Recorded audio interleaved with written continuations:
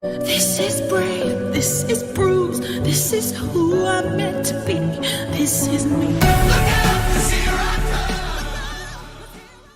Welcome to the very first podcast of me, Stephanie Howlett, CEO of Diversity NL, and it is Be the Change podcast. Yes. Be the Change podcast.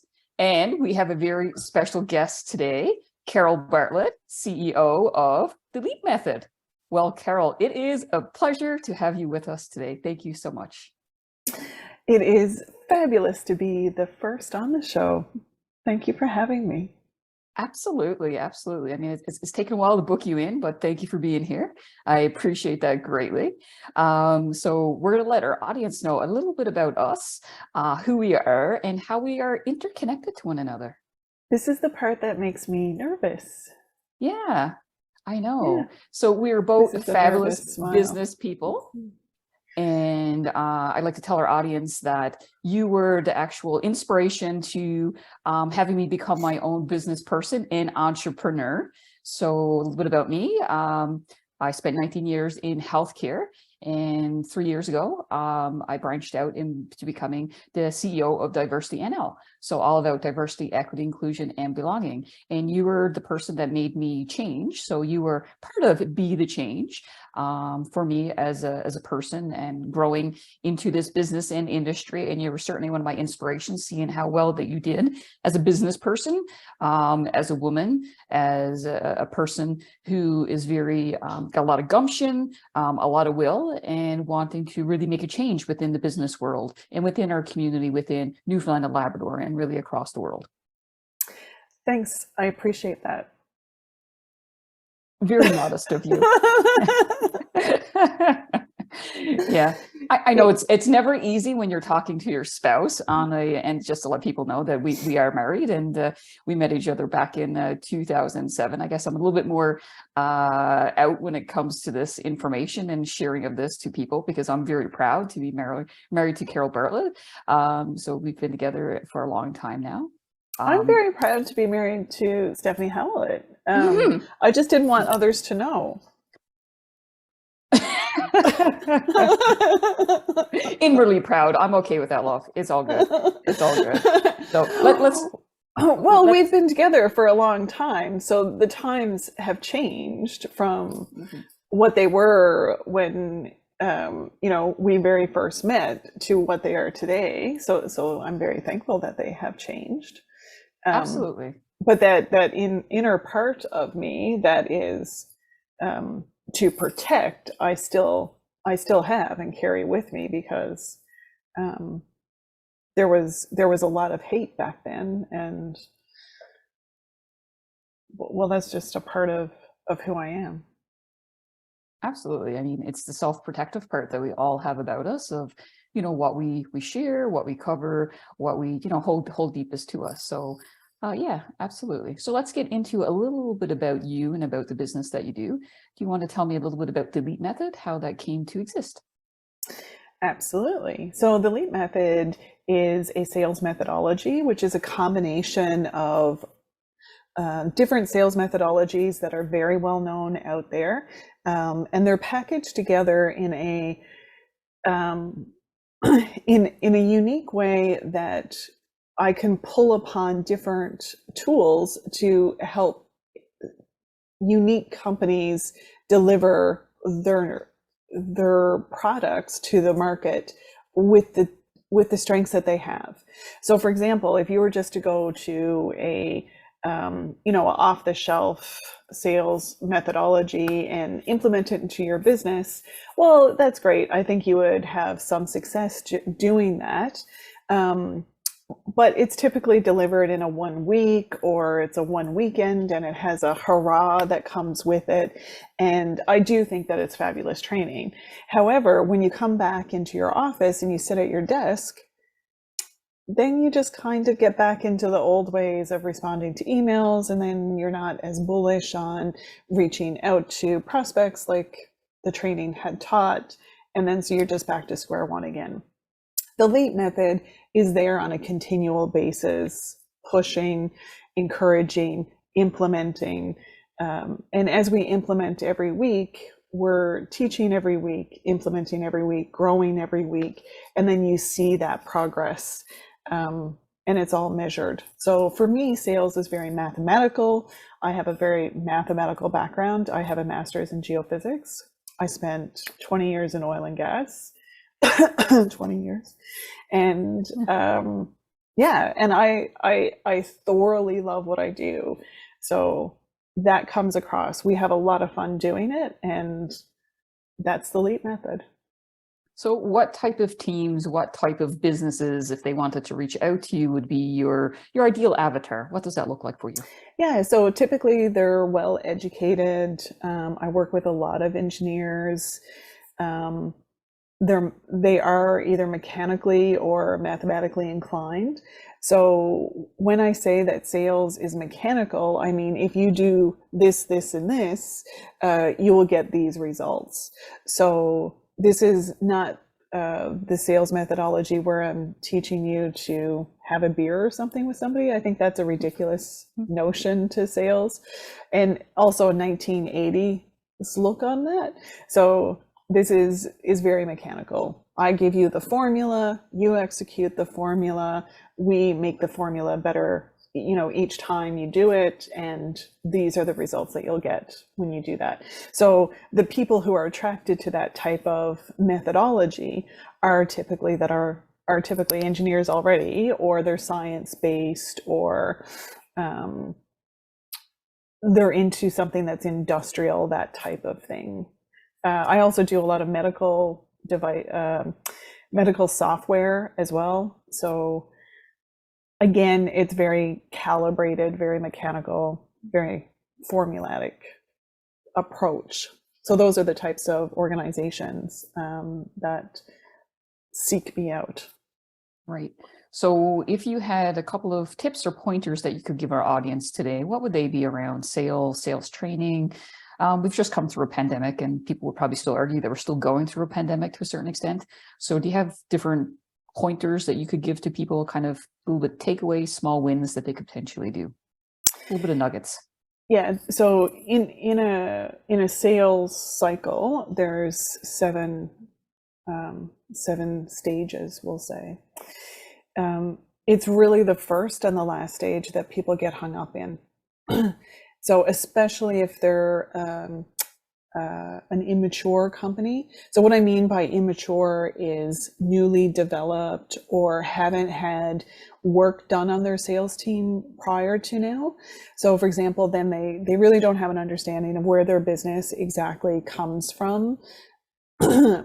Meaning that if somebody had said to them, okay, you need 5 new contracts to come in, or 50 new contracts, depending on the scale, then what lever would you pull to get that? If your business don't know that, you're typically what I would call an immature business. Mature sales organizations know exactly how to get those extra 5 clients in the door, or if they want to raise the profits, they know how to do that. If they want to do price increase, they know how to do that. If they're going to bring a new product to market, they know how to do that. And those are all processes that are implemented, and you can just pull that lever and go and do that. Not to say that's easy, it's just to say that they know the how of doing it. Whereas organizations that are newer to that don't really have that understanding. So typically when you're new, or you haven't had sales training before, there's 2 stages that people are getting hung up on, and it's the first and the last stage.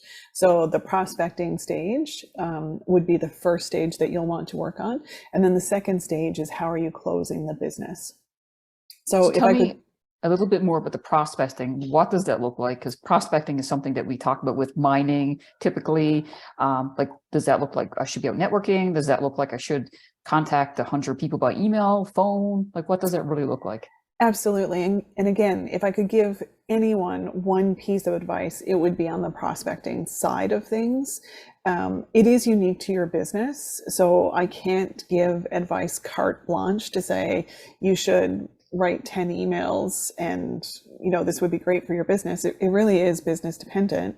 So it's a matter of testing what's going to work for your organization. Sometimes I recommend that you call people, because calling, you don't have to schedule the meeting. You get people right away, and you get them to be very real. Whereas when they're prepared for a meeting, that you know, sometimes that there's barriers already built, so that the objections you get on a call are perhaps the real objections versus the one that you get in meetings. That said, you know, where else are you getting the business from right now? So just having a look at what's working for you, and then have an understanding of what is the return back on your efforts that you want. So if you did write out 100 emails, how many meetings would you want back? And so I always tell the students, it's 10 to 1. If you can get down to 10 to 1, you're doing great. And so, that's about the ratio. 10 so you do believe in metrics. To 1. Yeah. So the metrics is important, is what I hear you saying, looking at what that looks like for you, because I guess the more you're reaching out, the more you're connecting in with people, you're to start to know what that metrics is back when it comes to that.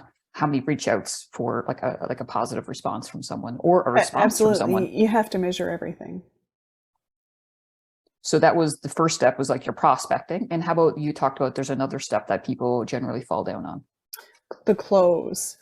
So there are people who don't necessarily want to close, or they're fearful of the close, or there's a block in their thinking around this, that if they close, then there's nothing else coming.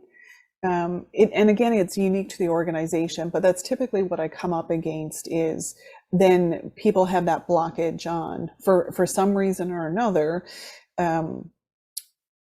around the close. So people want to be led, people want to do what's best for them. Sometimes they're struggling with making that decision, and you as the salesperson, it's up to you to, if you truly believe that you're doing the right thing, then to help them get to the close and make that as easy as possible for them. Close it, and then, you know, you move on, the business executes the deal. If there's a mental block with you as the founder or in your sales team to close that deal, then, you know, we need to have a discussion about that, as to why that is, and maybe build more deals into the pipeline if that's what you're afraid of, that there's nothing next. Or how are you going to execute on the work? And that could be, you know, I see that in individual salespeople that are contributing to the team. I see that in founders. We have to get down to what that block is. And then also, you know, what are some of the tools that you can use to help advance people through that stage? So. Right. So talking about tools, is there anything specifically that you found that have helped companies that you refer to as immature, or just, I guess, just going through the process of really, because I know it is hard as a founder myself. It's hard sometimes to do the closing piece, and because you're constantly reaching out. If you're a single entrepreneur, or if you're a small business, you only have so many hours. So just narrowing down, what is your focus? What should you be concentrating on as that founder or as that small business when it comes to that sales process? Because you're trying to do everything. You're the forward face. You're the everything basically for that business. So, you know, how can we give some tidbits of information to those listening of what are some things that we can do as business people, as entrepreneurs, as people getting started in business, and like, how do we hype that up? How do we help them? Because your funnel can be quite long. Sometimes I found it can be 2 or 3 years for people to kind of get to know you as a person, to form those business relationships and partnerships, and to move forward. So that is an amazing question, and I think the hint of that is in the question itself, is what do you focus on? And a lot of times when you're a solo founder, and then you come to me and say, you know, gee, this is I don't know what to do, and I know whatever I'm doing is not working out, and how can we move forward on this? I really need you. One of the things is that they have a whole list of things that they're focused on, and they're typically coming from a background where they have a high execution rate. Mm-hmm. So if they're used to performing and getting everything 90% correct, and then you come to sales and you're not hitting that 90%, which nobody ever does, and if you do, then you probably have a pricing problem there somewhere along the line. So those aren't the numbers that we're striving for in sales. But it is the things that you focus on. So when a team is working with me, we no longer focus on closing the deal as much as the wins in between. So if you won a coffee with somebody, that's amazing. If you sent an email out to somebody, that's a win. If you had a great sales call, that's a win. If you got yourself in a position to make a proposal, that's a huge win. Those are all wins that we have to celebrate along the way. Whereas if you don't have anybody in that's helping you with sales, you don't celebrate until the close. And then if you don't close, that's devastating. And then it kind of tweeters off. That's not the ideal situation. So we focus on all of the wins all the way through. And it's those little steps. And when you focus on celebrating that, first of all, you have a great culture because you're always celebrating and things are working out. So then the more of that you do, the more you celebrate, the more you do. And amazingly, the more closes that you get. So yeah, let's have fun. Absolutely. I mean, that's certainly a big piece of, I think that I've taken away learnings from you is celebrating those things, because coming from healthcare, it looked quite different into business of your own, of course. So celebrating those wins, it really does build up the self-esteem. And I'm glad you talked about culture, Carol, because I think organizations need to look at their culture, what their culture looks like from their business models to the diversity, equity, inclusion, and belonging, because we want people to stay within workplaces. We want people to engage, to be their true authentic selves. And we've had these discussions before, what that looks like within working places, the places that we loved when we worked there, the places that were probably a little bit on the toxic side. So as business people, we have the opportunity to create fun, magnificent, fabulous cultures for everyone within that workplace. Any ideas around creating cultures of inclusion, diversity, equity, inclusion, and belonging? Some of the things that you talk about with some of your teams around some of that, because those wins definitely is a culture booster. So I know that you're going easy on me in this conversation because I had alluded to you that I was nervous to have this conversation, and you can tell by my deposition that that's probably still the case. But I did think it was going to be more about us and how we met, and probably why I have this, why I'm so nervous or have this fear inside of me.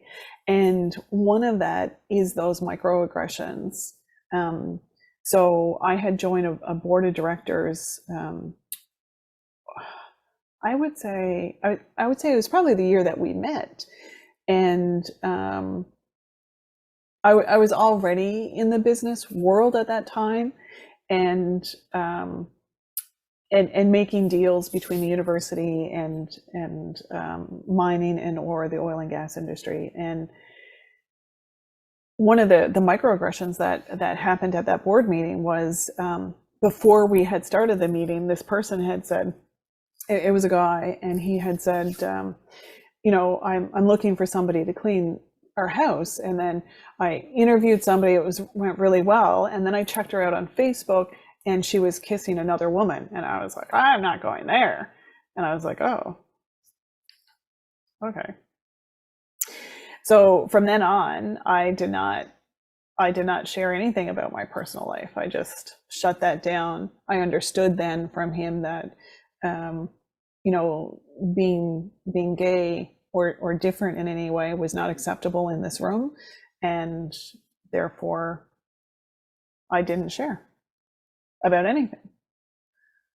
Yeah, absolutely. I mean, when we're shut down in places that we work or places that we socialize, and you hear microaggressions, whether that comes from your gender identity, sexuality, background, race, whether it comes to any of those things, it does make us hesitant to kind of, fly the flag that's behind me, because we want to safely do business. We want to be safe. And of the utmost importance of some of the things I talk about with people is safety in workplaces. Why don't people come out? Why don't people put their pictures on their desk of their loved ones? There's lots of different reasons, as we know. And I guess one of the ones you just identified was fear, right? Covering. And it's called covering for a reason, because you know what? Every single person covers something in their lives. It doesn't matter who you are, whether you're cisgender male in their mid 40s, 50s, 60s, or you're someone in your 20s. We all cover a piece of ourselves for self-protective reasons. So I could understand why that would happen. Are you pointing out that example because I hid a picture of you in my office for years? Well, it might be, absolutely. So as the audience would not know, but now does, that I was in Carol's credenza. So those old offices where you open up the doors at the top, I was there. She was proudly displayed on my desk within Eastern Health. And you I were was proudly displayed on the inside when I opened it. Absolutely, of your credenza, for sure. Absolutely. So there's many different types of covering, I suggest. Yeah. That was like it was a picture of one of our first dates. We went to Signal Hill and we were in the bunker. It was, absolutely. Yeah. Because we think that we could go places to get away from people. And of course, we run into family members when we're there at the time. And, we didn't exactly get away from people. But we met up with her family, who we dearly love, and who are very accepting. I mean, my experience of coming out was one of acceptance, but we all know that not everyone has that similar experience. But how do we embrace people, and how do we make people feel welcome? That's a whole piece of be the change. Part of this podcast I want to talk about is how do we be changes within businesses, within workplaces, within places that we go. Any thoughts on how can we be the change as those business people, as those leaders? Yeah, I mean, for sure. I think understanding that people, when they come out, don't have a rosy ride is the first start in that. Like, why is it that we do have pride in the beginning? And I take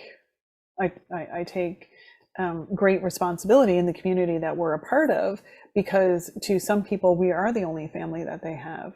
And then I'm sure that I show up. Like, that's important to me, to be a part of that community and to show up for them. My own experience wasn't in the initial early days of coming out, wasn't very positive, and I was at risk of losing my family. And I'm very thankful that they came around to that acceptance, and they're fully on board now and fully accepting and all of those wonderful things. But if they hadn't been, I wouldn't have had anybody to I just wouldn't have had that safety net to fall back on, or the support, or anything like that. And a lot of people go through those things without that, and that's what makes it very lonely, difficult, challenging, like all of those things. Like, I don't know what I would do without my family. So we're very fortunate that we have, both mine and your family is wildly supportive of us. And I'm very, very thankful for that.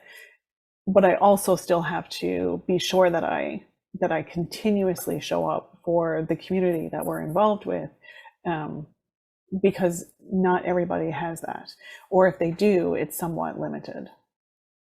Absolutely. As you and I know, we've had friends who have lost parents, who have lost siblings, and they don't understand what being gay, being queer, being a part of the trans, being a part of this community, this beautiful community to be part of, the 2S LGBTQ plus community. We have a lot of friends, we have a lot of acquaintances. We surround ourselves by love and by people who understand us and accept us. And I think that's very rare. We've formed this camaraderie with a bunch of individuals that we probably wouldn't be friends. It's really our sexualities and our want to be belonging, to be part of this network. And just to be accepted for who we are. And we have a very wide, diverse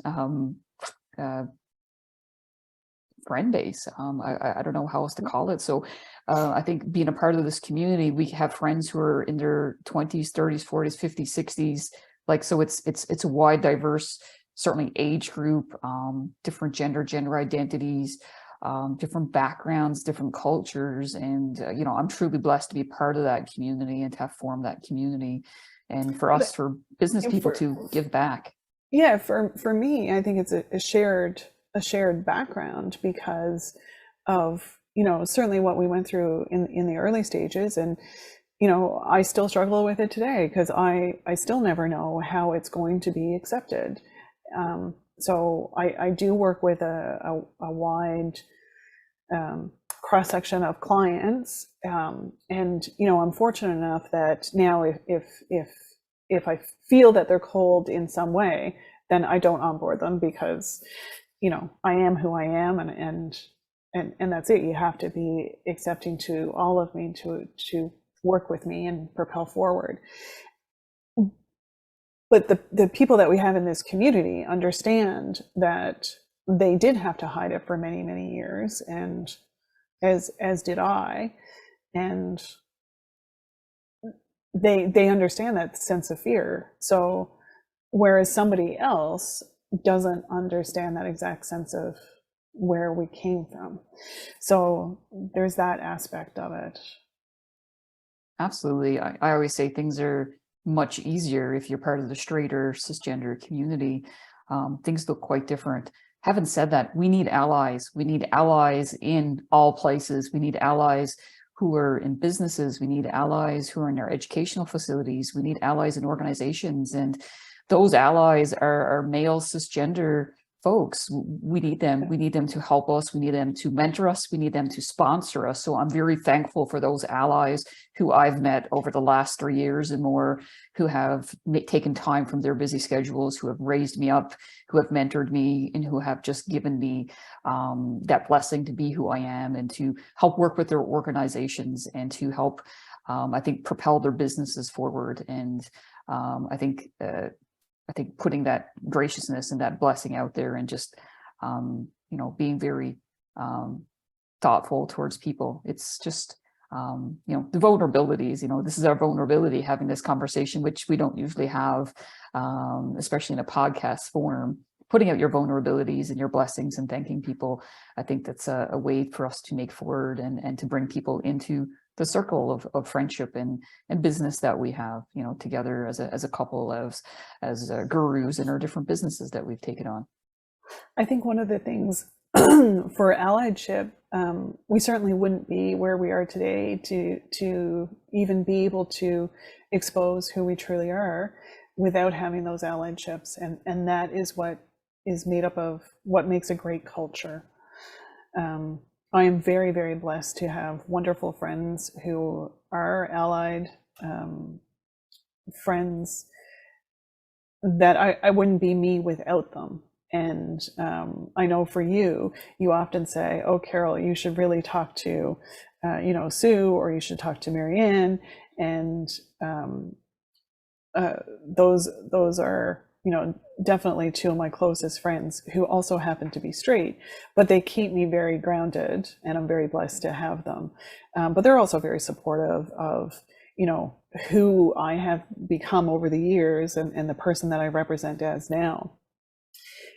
That is amazing. Even the people that I work with who are respectful, and also, they're concerned about you. They ask you about you all the time, and that makes it comfortable for me to be able to say, look, this is what we're doing, or this is our life, or just to be comfortable in sharing that. Whereas prior to 7 years ago, I would have never said anything about my life. Like, there would have been nothing personal. It was a robot. I came in, nobody knew what I did on the weekends, nobody knew anything about me. And if it went to that, I would, engage on their side, but I would never show anything on my side. And that's probably not a good culture. No. And it certainly wasn't a very good way for me to, first of all, develop relationships. That wasn't good. And then also, it wasn't good for me to have that fear either. Absolutely. I mean, that's that's the whole, we talked about it already, the covering piece, and and how do we overcome that fear of how people are going to judge us, how people are going to work with us if they find out we're gay, queer, part of a certain community. The same would be said for people who are part of different religions, religious groups, different backgrounds, whatever that looks like. So what are your thoughts on how we as business people can help shift cultures, can help others with that piece of work that we do, like let that be, the be is in the belonging piece. That's a big piece of the work that I talk about on a daily basis with organizations and post-secondary, what that looks like. So what are your thoughts, or have you had any conversations with businesses about belonging, about some of their cultures and that piece of it? Are we really going to talk about religion, or no, more about the belonging piece, how people feel that they belong?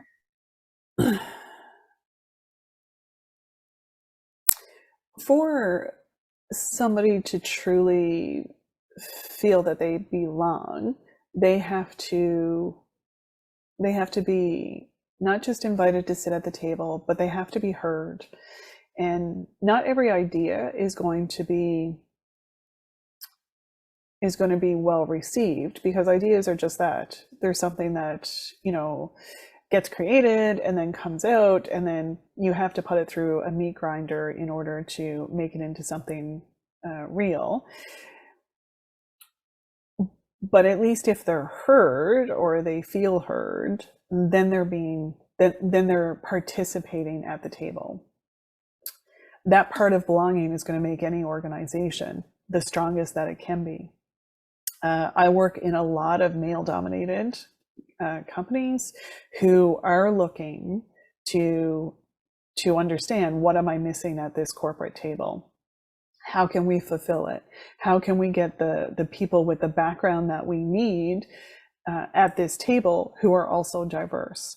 So they're actively seeking that, which I think is very responsible of them, to be open to bringing those different ideas in, different backgrounds in.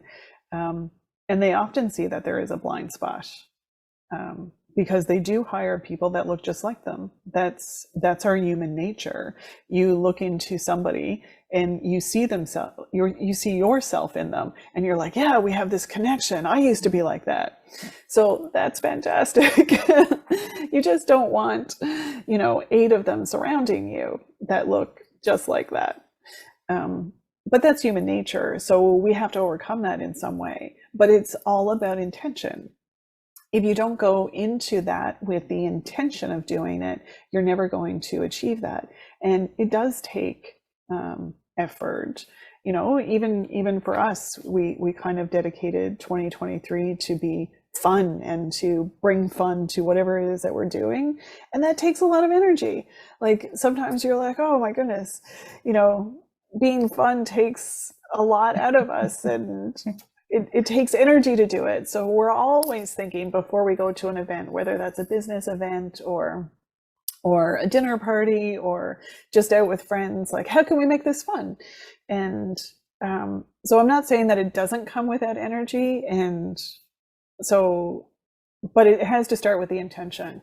So you start with the intention first of belonging, and then you start to put energy behind it. So I think that's a part of it. Absolutely. So there's some people that say that, we look around the table and kind of we surround ourselves by the 5 best people, that sort of concept. So within organizations, within industries, I guess sorry to cut you off. We are the average of the 5 people that we spend time with. Right. So I would suggest that at work, a lot of us would spend time with certain individuals, and probably more than what we do our spouse or loved ones in the workplace setting. So when you look around the tables, who's there at your table? Some people say we should actually build a new table. We should build chairs as opposed to working with what we have. So that whole intention piece is massively important, because the intention of who do we hire, right? What does that look like? Whose voice is missing at our table? Who don't we have? Who do we need to hear from? So, we talk about the historically excluded community. So Indigenous persons with disabilities, women, 2S LGBTQ, racialized minorities. So are folks at our table? Are they invited to sit at our table? Should we build a new table? Should we blow up the table we have, theoretically? Like, what does that look like? Because we will do better business if we have new ideas, if we have new people coming in, if we have new thoughts, not if everyone sits at your table, has the same, blue shirt on, dark shoes, like whatever that looks like. So people who are different thoughts, I would suggest that that's where our tech companies are built on. They're built on different ideas. Someone had a brilliant idea, they brought that to light, and then someone expanded on it, and someone said, well, we should do this with it. And it's like, oh my goodness, now it's gone worldwide. So it's building on an idea. An idea is no good unless you put it into action, unless you take that will to do it, make it fruition. Absolutely. Right. I think I had this idea with you back 3 years ago, and the action wasn't taken about doing a podcast. Let's see how it goes. Let's build on it and see, what traction we can get. Because, we all have great ideas at times, but just that will to put it into place, that will to be the change. So in your business, how are you the change? Well, one of the things is that we target underrepresented groups to join cohorts. So not necessarily going after clients who are in the underrepresented realm, but certainly looking at how do we attract and offer short courses or introductory courses to people who are underrepresented.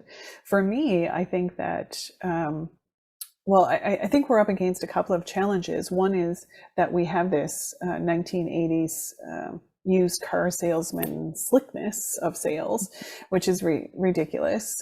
This day and age, that type of selling don't want to work. People don't want to be sold to anymore. You don't want to be sold to, I don't want to be sold to. So then what makes you think that having, this person who can, win you over using manipulation is going to be successful? That's not where we're going with the trends in sales. But if you can do something consistently, repetitively, and align yourself with the types of customers that you want, then I think having an underrepresented person come in and help fulfill that is really brilliant, and really where you want to be, is having that systematic option there for you, where they have lots of ideas. If you're selling globally, you're going to need people who look different than what you look, and that doesn't matter what it is that you are. If you're in an all Black society, you're going to need white people in it as well. But particularly for us, being in a white privileged society, you absolutely need to have other people who are coming from different cultures, different mindsets, all of those different things, to be able to sell globally. And when I say an idea is just an idea, I truly mean that. Like, you have to test this and put it through what I refer to as a meat grinder, but it is testing each one of the parcels of it to make it better out there in the market. That then, when you can beat up an idea and produce something else at the end, maybe it's not exactly like your original, it has some of the fruits of it, but now it's a gourmet meal, then we can take that to the market. So I really enjoy shaping those things. I enjoy being a part of that and articulating that idea transfer. Working with underrepresented people, because I am in that society myself. And we didn't even talk about, being a woman, which I think is way more, we will have, come so far on the LGBTQ side where we haven't moved on the female side. And I mean that with every vibe in my body, that, when I started in oil and gas, there was a 22% female representation. 25 years later now, There's still 22%. So actually there's 12 to 14%. It's decreased because of the pandemic. Awesome. Yeah. So to me, this is a huge step backwards for females being able to progress ahead, or females being interested in going into the business in the first place. And oil and gas is an amazing industry. Like, it's fast paced, you get to travel, you work with brilliant minds, it's very high tech.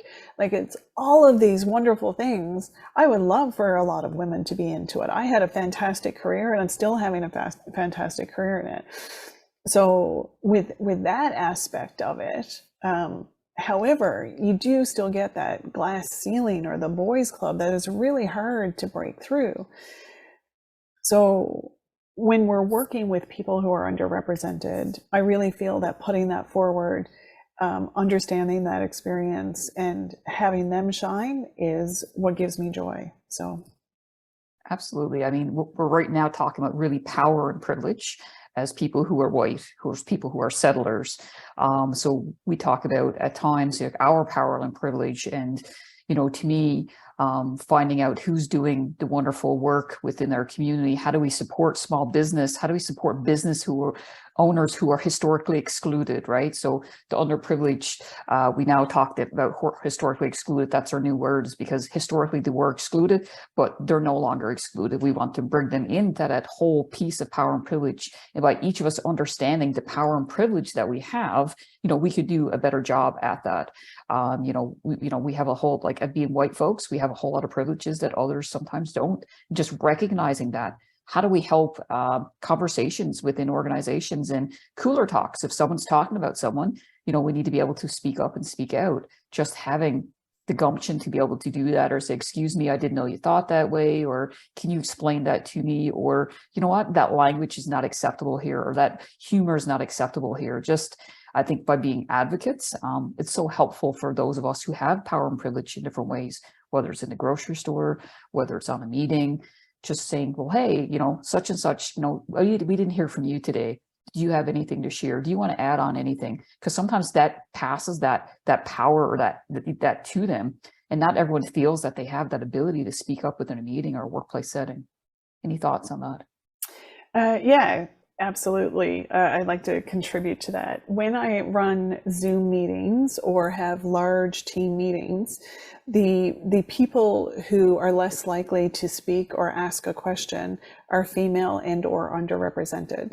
So I always ask someone, and my tag phrase is, if you had a question, what would it be? And I call upon them. I typically write them a short note and say, I'm going to ask you to ask a question in 3 minutes. And then they're somewhat ready, because they know themselves that they're not going to ask a question. So why necessarily be that engaged? Because, they just feel that nobody's really listening to them anyway. And so I try to bring them in and or ask them to comment or share their experience on this in some way. Whereas I'm less likely to pull or draw upon the white crackerjack male who is eager to jump in and is just accelerating. I know that exists, but I also know that he's there because of all of the power and privilege that his parents have bestowed on him to put him in that place. And then it has just grown and grown and grown, and he'll go far.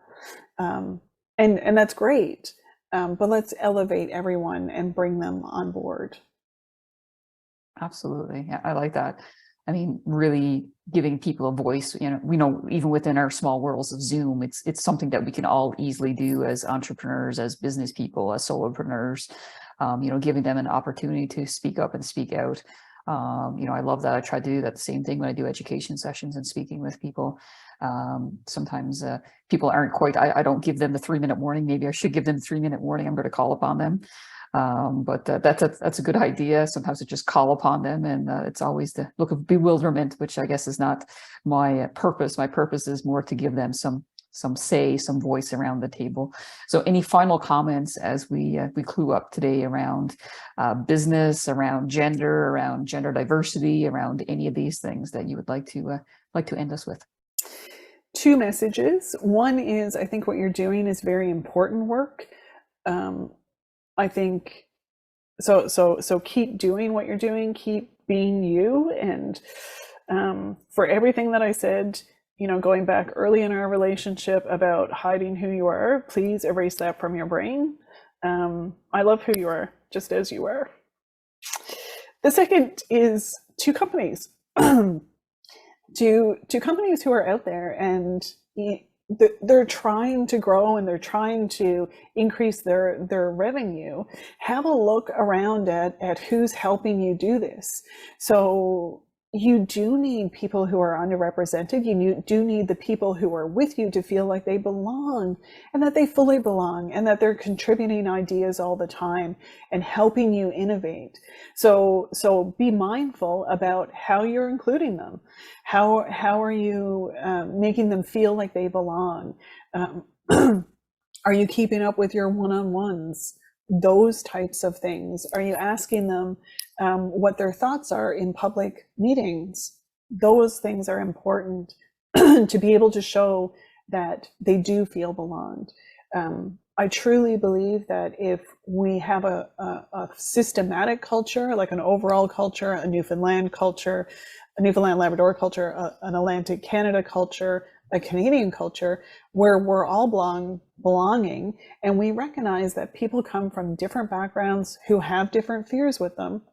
I have a fear about myself, and my relationship from the past, because I thought I was going to be penalized from it.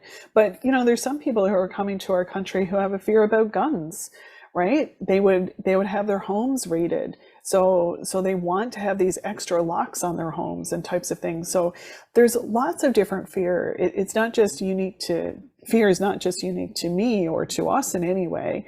The fear exists. So that's something that's shared. So to any of those businesses who are looking to grow, I think those are the next steps.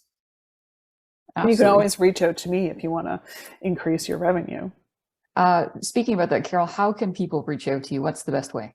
I'm available readily on LinkedIn. My email address is bartlettcarol@outlook.com.